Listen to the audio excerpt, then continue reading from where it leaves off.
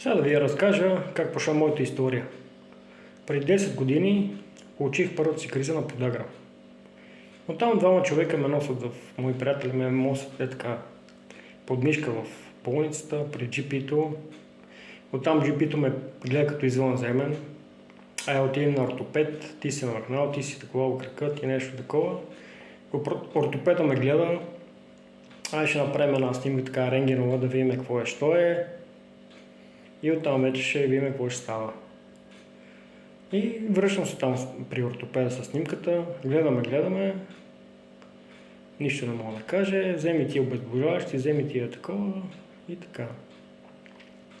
Така на втория, третата криза вече видяха, че това не е от нещо друго, си има някакво заболяване.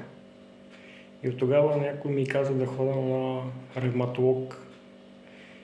И от тогава си ходя на ревматолог.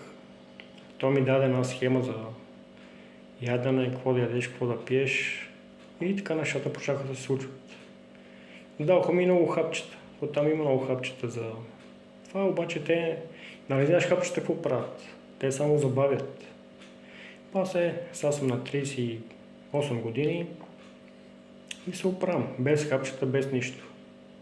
Ако искаш да разбереш какви са тези неща, пиши в коментарите.